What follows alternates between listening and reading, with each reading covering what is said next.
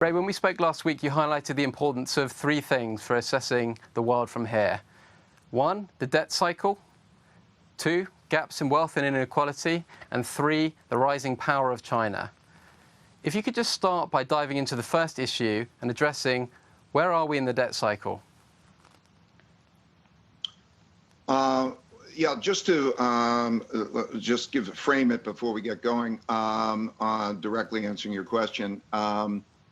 I experienced through my lifetime surprises about things that never happened in my lifetime before, but happened many times in history before.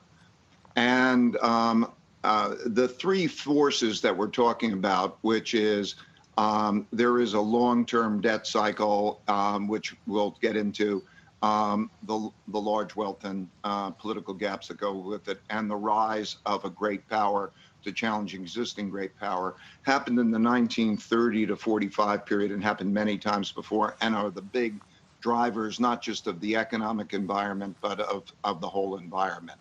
So let me start with the debt cycle. There are, in 1945, we began a new world order. 1944, we created a new monetary system, the Bretton Woods monetary system. And then we created that new world order. And that created a bull markets in stocks and an American world order for the most part. There's a cycle that we're used to, in which whenever you have an economic downturn, the central bank hits the gas and can create debt expansion, and that produces an increase in demand. And that happens in three phases at the cycle. Normally, it's interest rates. You lower interest rates and the economy turns up. But when you hit zero interest rates, which happened in 1932, debt crisis, 1932, we hit zero interest rates. Then you go to the second type of monetary policy, in which central banks print money and buy financial assets to add liquidity. And those purchases, those sellers of bonds who get the cash, go out and they buy other financial assets, and we have the process going through. And that's the second type of monetary policy.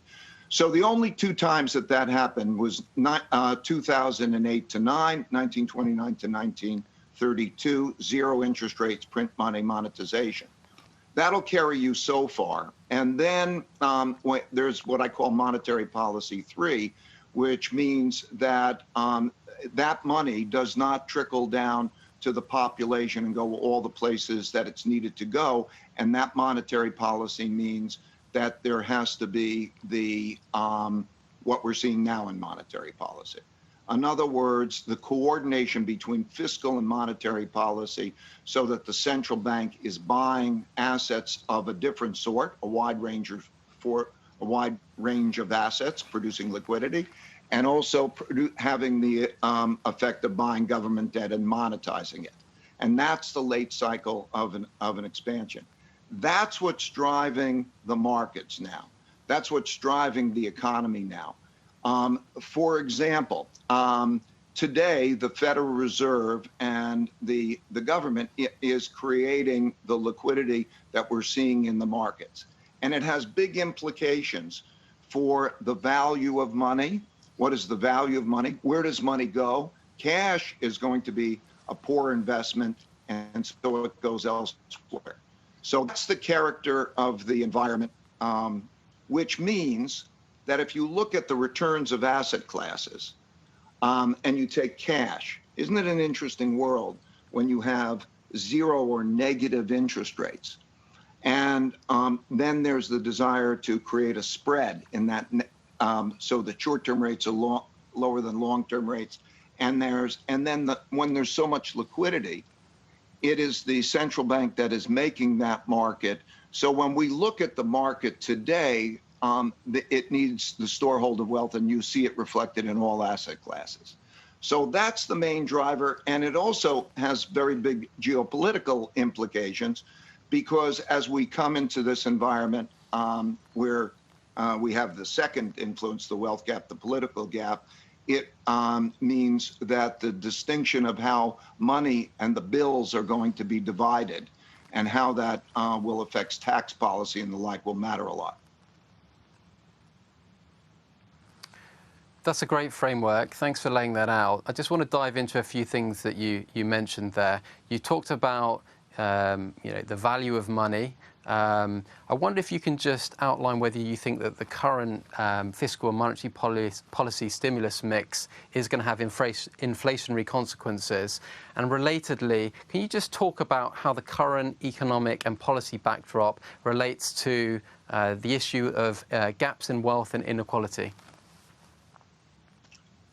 Well, on the first point, I think it's very much like the 1930s, which means when it doesn't produce immediately a general level of inflation. It negates deflationary pressures. And what it does is it produces currency depreciations over a period of time. In the 1930s, all currencies in the early 30s depreciated in relationship at that time in relationship to gold. And so what we see is the same kind of thing happening without a general level of inflation, but not just gold.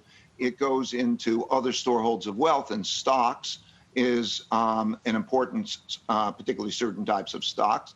It goes into, and very much the same as 1933. In 1933, March of 1933, Franklin Roosevelt severed the connection with gold, printed money, and made money available. And that was the exact bottom in the stock market. Very similar to April 9th when the Federal Reserve and the Treasury did the same thing. So that goes into other assets such as stocks and so on, creates a reflation. It is necessary to be done because the consequences of not doing it are unacceptable. The wealth gap and so on, you referred to that. We're in a situation where every individual, every company, every government has a certain amount of revenue, a certain amount of expenses, and a certain balance sheet. And when the revenue goes down and to be low or inadequate relative to the expenses, and there's not an adequate balance sheet, then defaults and restructurings take place. That's true for the population as a whole, and that's true for a number of businesses, hence the policies that we're seeing. What has been true in history is that when you have an economic downturn, that's a serious economic downturn, and less effective monetary policies at that same time, and you have a large wealth and values gap and political gaps, you tend to have fighting, internal conflict. And so rising internal conflict about how to divide the wealth pie is very, very normal historically. And so that's the dynamic I think that we're now seeing that will become manifest in changes in tax policy and so on. So the combination of the monetary policy, the indebtedness, the downturn, and then these gaps is the character of the environment we're in.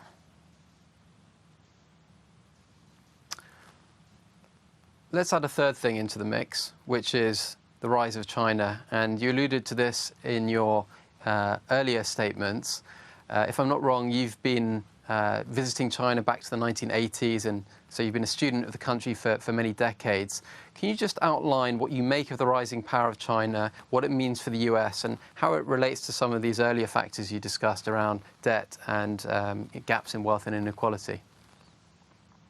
Well, through history, when a rising power of consequence challenges an existing power, there are conflicts. And what we undeniably have is a powerful China that today is more of a competitor than the United States since 1945 has experienced in its world order. The Soviet Empire was economically not anywhere near comparable.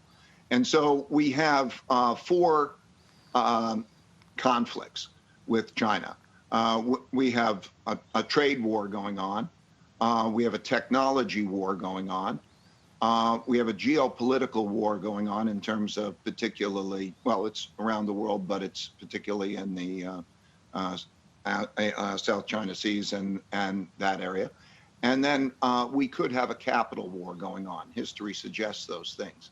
So that dynamic has big economic market implications and implications beyond that. For example, we're going from an environment in which we had globalization and interdependencies to an environment in which we have self-sufficiency necessary, because neither country knows necessarily where this is going to lead. And that means that you can't be cut off. History has shown that cutting off supply lines and all of that. So we're in that particular phase, and it's changing that way. There's a lot in common, and there's a lot to cooperate with.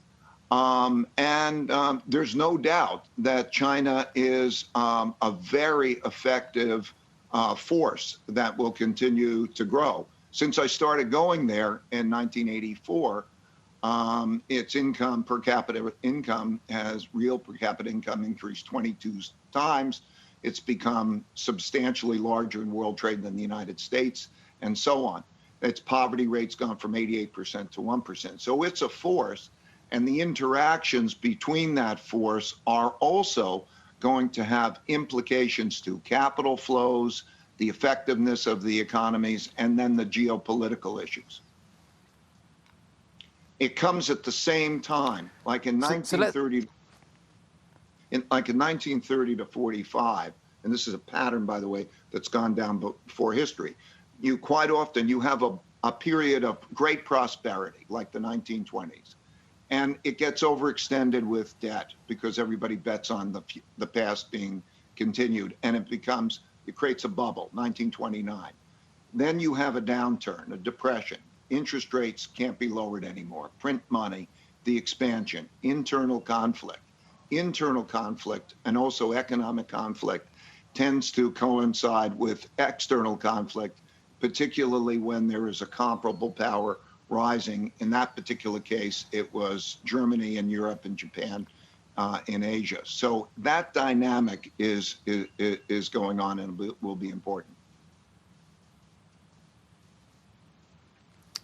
That's really interesting and a slightly concerning historical parallel.